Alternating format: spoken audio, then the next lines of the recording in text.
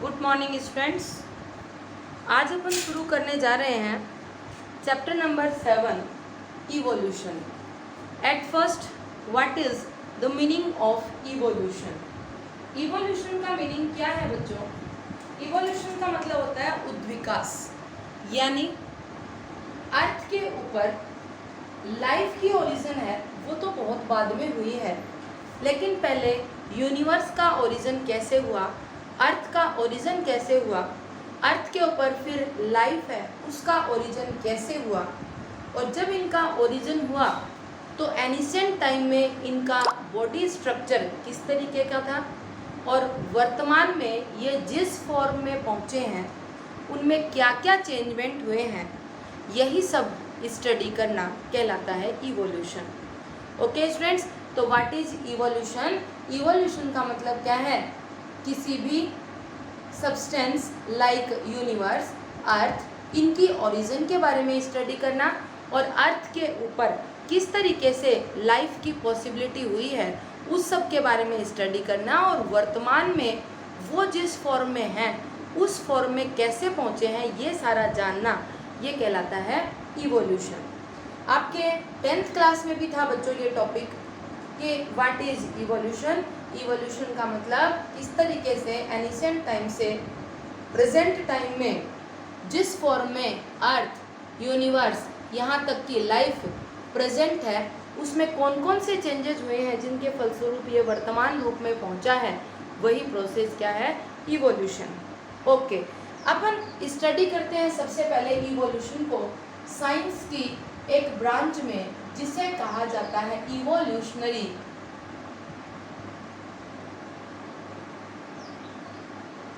Biology. ठीक है, science की एक ब्रांच जिसके अंदर अपन इवोल्यूशन के बारे में स्टडी करते हैं।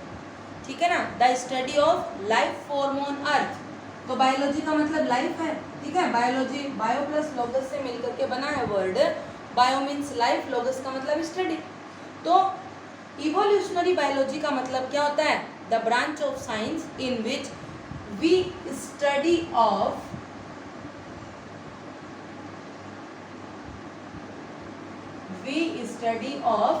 Life forms on the earth.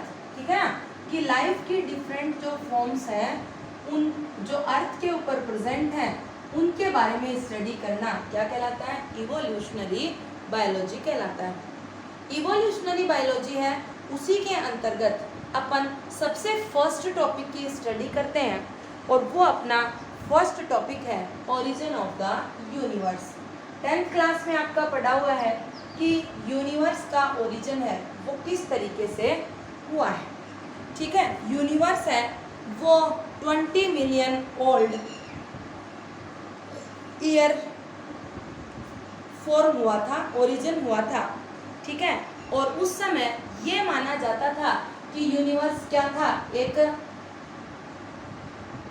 Cluster था। किसका? Cluster of galaxies. ठीक है, यूनिवर्स क्या था? ये माना जाता है कि 20 बिलियन ईयर अगो जो यूनिवर्स था वो था एक क्लस्टर ऑफ ह्यूज गैलेक्सीज, यानी ए नंबर ऑफ गैलेक्सीज का एक क्लस्टर, एक ग्रुप था। और गैलेक्सीज जो होती हैं वो कौन सी होती हैं? जिसके अंदर गैलेक्सीज हम किसको बोलते हैं? जिसके अंदर स्टार्स,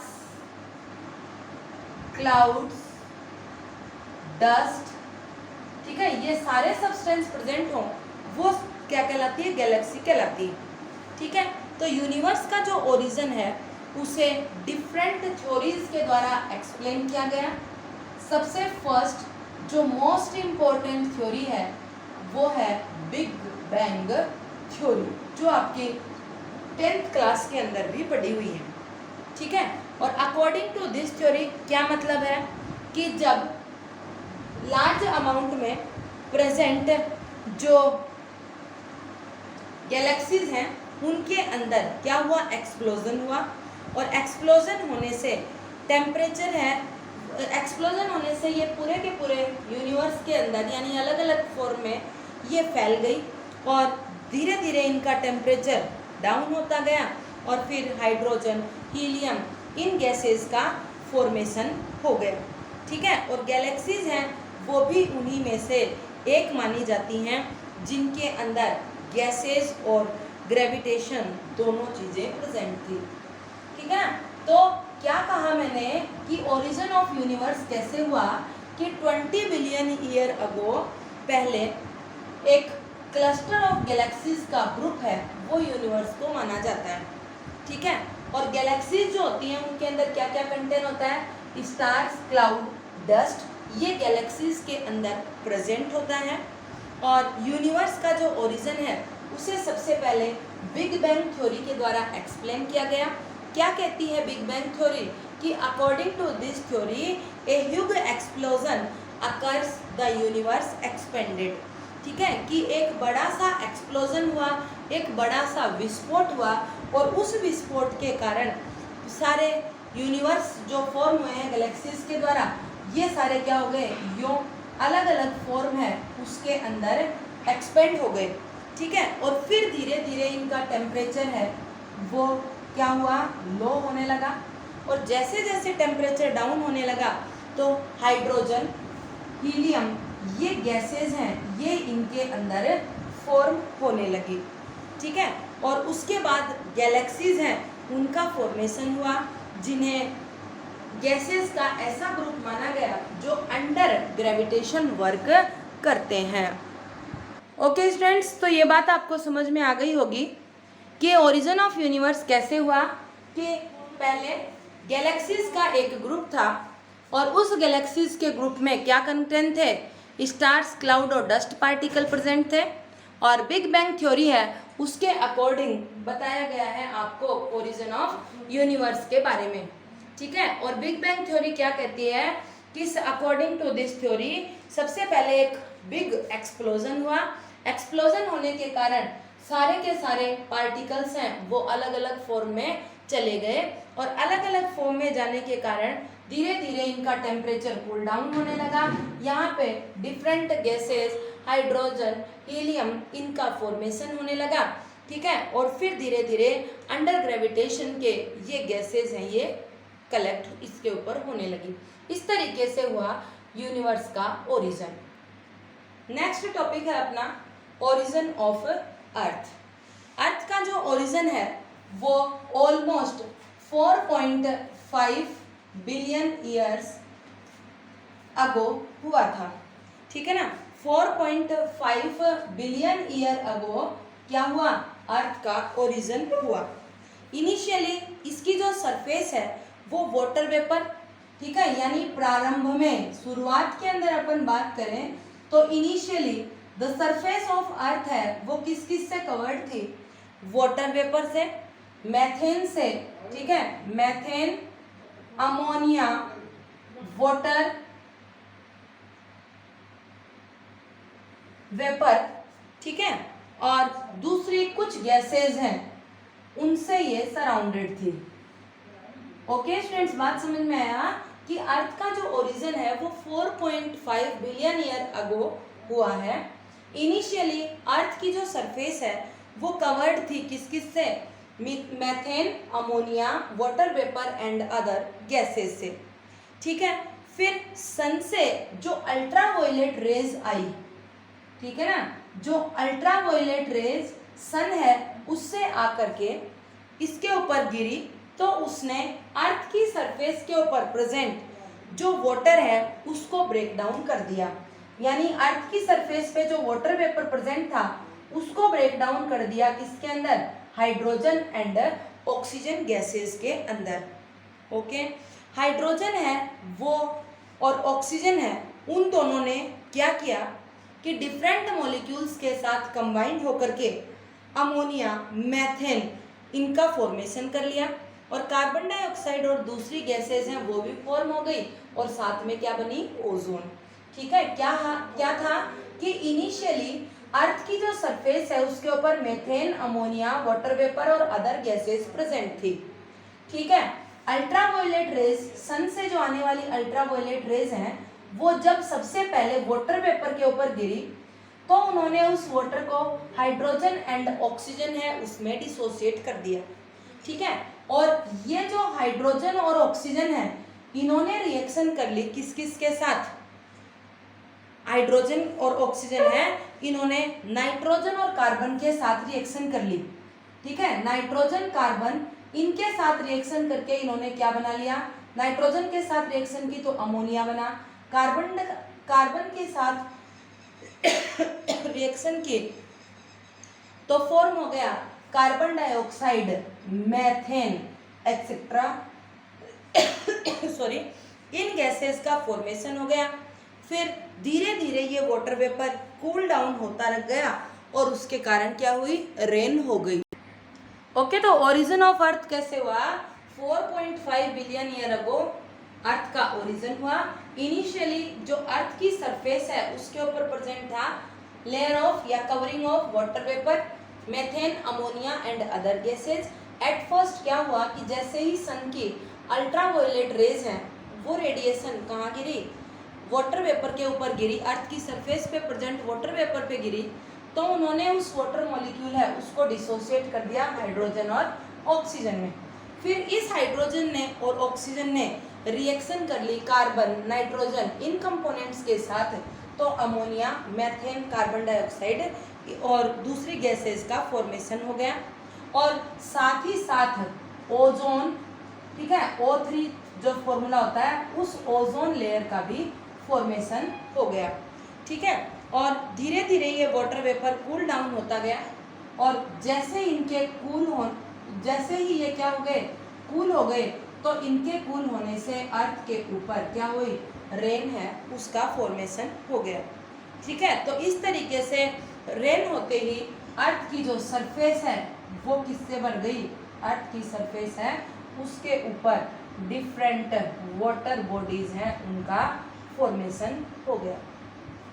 ठीक है, और वाटर बॉडीज कौन कौन सी हो सकती हैं? जैसे रिवर है, पॉन्ड है या फिर कोई भी सी वगैरह है, इनका फॉर्मेशन हुआ।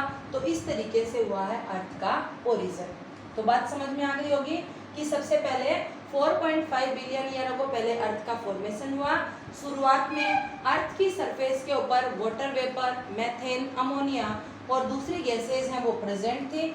अर्थ के ऊपर सन की अल्ट्रावायलेट रेज जैसे ही इस वाटर के ऊपर गिरती हैं, वाटर वेपर के ऊपर गिरती हैं, वो उस वाटर के हाइड्रोजन और ऑक्सीजन को डिसोसिएट कर देती हैं। ये हाइड्रोजन और ऑक्सीजन नाइट्रोजन कार्बन जैसे मॉलिक्यूल के साथ रिएक्शन करके अमोनिया, कार्बन डाइऑक्साइड, मेथेन इनका फॉर्मेशन कर लेते हैं और साथ ही साथ ओजोन लेयर है उसका भी फॉर्मेशन करते हैं। धीरे धीरे ये कूल डाउन होते गए और वाटर वेपर के कूल डाउन होने से क्या बनी? रेन बन गई, जिससे के कारण वाटर की अर्थ की सरफेस के ऊपर डिफरेंट वाटर बॉडीज का फॉर्मेशन हो गया।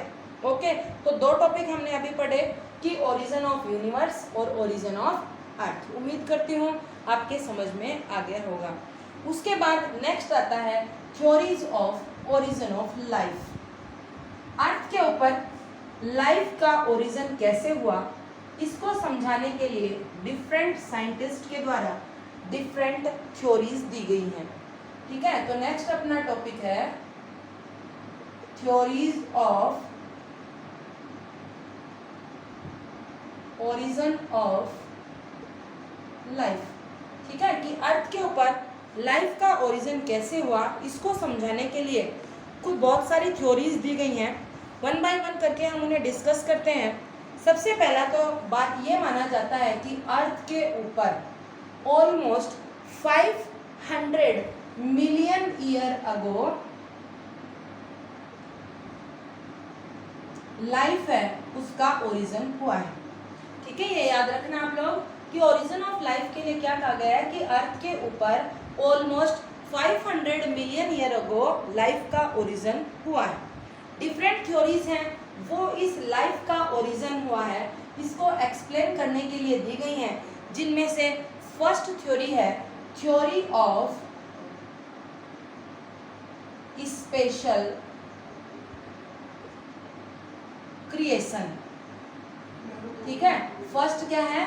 Theory of special creation. यानी इस थ्योरी के अकॉर्डिंग क्या कहा गया है? स्पेशल क्रिएशन यानी अर्थ के ऊपर लाइफ का ओरिजिन है वो स्पेशल पावर यानी कि गॉड ने किया है। ठीक है। थ्योरी ऑफ स्पेशल क्रिएशन क्या कहती है कि अर्थ के ऊपर लाइफ का जो ओरिजिन है वो भगवान की एक देन है, यानी गॉड का ही एक क्रिएशन है। ठीक है, बस इतनी ही है ये थ्योरी कि according to theory of special creation God created life by his divine act of the creation, कि भगवान ने अपने एक्ट के द्वारा क्या कर दिया, अर्थ के ऊपर लाइफ का ओरिजिन कर दिया। ठीक है, इस थ्योरी के अंदर केवल इतना ही। दूसरी है कॉस्मोजोइक थ्योरी। सेकंड जो थ्योरी है वो है कॉस्मोजोइक थ्योरी।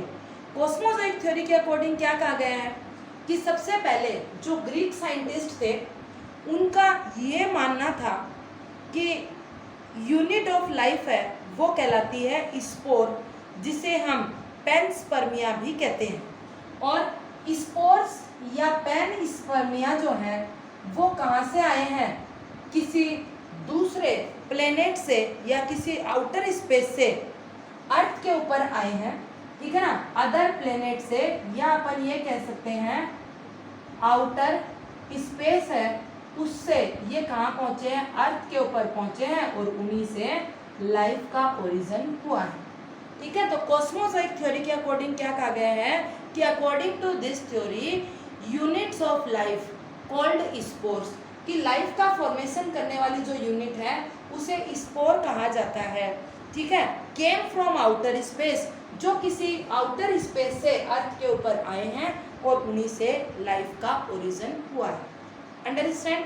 तो पहली थ्योरी क्या कहती है, थ्योरी ऑफ स्पेशल क्रिएशन, कि according to this theory God created life by his divine act of the creation, कि भगवान के अंदर सृजन करने का, निर्माण करने का एक स्पेशल क्रिएशन है, एक स्पेशल गुण है, कैरेक्टर है, जिसके कारण इन्होंने अर्थ के ऊपर लाइफ का ओरिजिन कर दिया।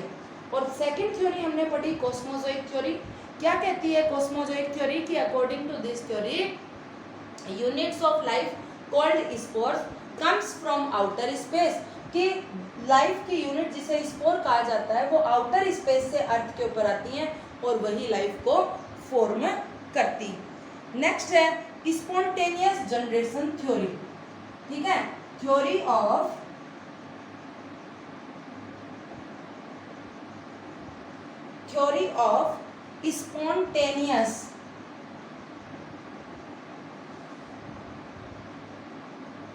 spontaneous generation। What is theory of spontaneous generation? इस थ्योरी के अकॉर्डिंग क्या कहा गया, life originated from decaying and routing material like straw, mud etcetera. ठीक है, यानी कि इसके अकॉर्डिंग क्या कहा गया है कि लाइफ का जो ओरिजिन है वो किसी भी decaying substance like mud, straw, इनसे हुआ है। ठीक है ना, और इस थ्योरी के लिए कुछ एक्सपेरिमेंट भी दिए गए हैं। थ्योरी ऑफ स्पॉन्टेनियस जनरेशन में यही मेन बात है कि life is, according to this theory, life is originated from decaying and rotting matter like straw, mud etcetera. और इस थ्योरी के पक्ष में सबसे पहले एक्सपेरिमेंट किया किसने, लुईस पास्चर ने।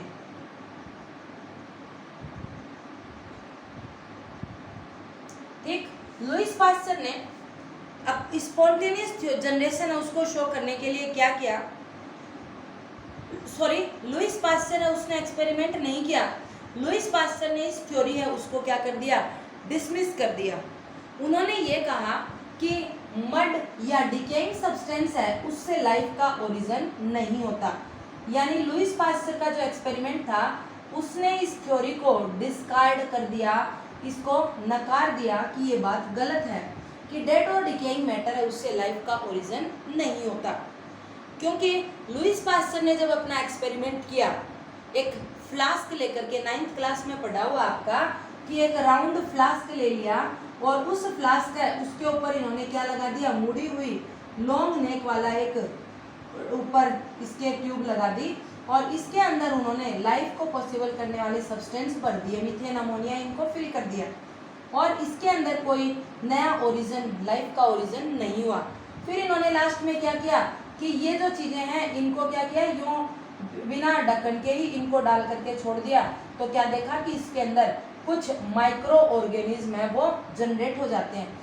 इसका कारण उन्होंने क्या कहा कि एटमॉस्फेरिक कुछ सब्सटेंस या लिविंग थिंग्स ऐसी हैं जो इस मटेरियल के कांटेक्ट में आकर के यहाँ लाइफ का ओरिजिन कर देती हैं। यानी कि लाइफ का ओरिजिन किसी मड या डिकेइंग मैटर से न होकर के किससे होता है, उन्होंने डेमोन्स्ट्रेट कर दिया कि प्री एग्जिस्टिंग लाइफ से ही होता है। यानी पहले से अगर कोई लाइफ प्रोड्यूस करने वाला सब्सटेंस प्रेजेंट है तो उसी से ही क्या होता है, लाइफ का ओरिजिन होता है। तो लुईस पास्चर ने स्पॉन्टेनियस जनरेशन थ्योरी है उसको डिस्कार्ड कर दिया, ठीक है। और उन्होंने अपने एक्सपेरिमेंट के अंदर क्या किया था कि एक प्री स्टरलाइज फ्लास्क लेकर के उसके अंदर उन्होंने ईस्ट को रख दिया, ठीक है। ईस्ट की जो सेल है उसको इन्होंने प्री स्टरलाइज फ्लास्क लेकर के उसके अंदर रख दिया और इस फ्लास्क को इन्होंने लॉन्ग नेक्ड वाला कोई भी कवरिंग है उससे इन्हें कवर कर दिया।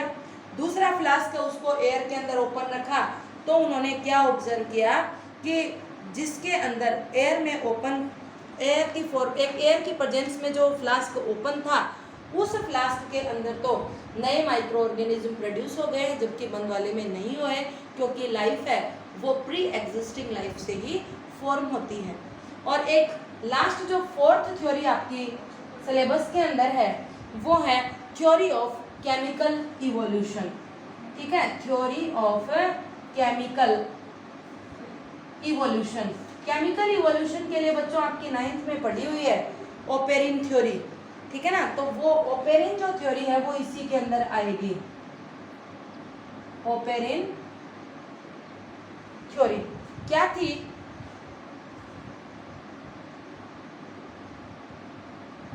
ओपेरिन थ्योरी है उसके अकॉर्डिंग क्या कहा गया, ओपेरिन साइंटिस्ट था उसने दिया, उन्होंने ये कहा कि life is originated from pre existing non living organic molecules, ठीक है। यानी अकॉर्डिंग टू ओपेरिन थ्योरी क्या कहा गया कि अगर प्रोटीन प्रेजेंट है, अगर आरएनए प्रेजेंट है सेल के अंदर तो ही उससे क्या होता है, न्यू सेल्स या न्यू ऑर्गेनिज्म का फॉर्मेशन होता है, ठीक है। यानी कोई भी केमिकल सबसे पहले अगर प्रेजेंट है pre existing non living organic substance के रूप में प्रेजेंट है तो उसी से क्या होता है, नए लाइफ का ओरिजिन होता है। तो केमिकल इवोल्यूशन है उसके अंदर ये कहा गया कि हाई टेम्परेचर, इसके अलावा वोल्केनिक स्टॉर्म्स, इन्हीं के कारण क्या होता है, मेथेन, अमोनिया, ये सारी की सारी गैसें प्रोड्यूस होती हैं। ओके स्टूडेंट्स, तो आज आपको मैंने origin of universe, origin of earth और उससे रिलेटेड जो थ्योरी हैं उनके बारे में स्टडी करवा दी। नेक्स्ट क्लास के अंदर अपन स्टडी करते हैं केमिकल इवोल्यूशन के एक्सपेरिमेंट की। Okay, thanks.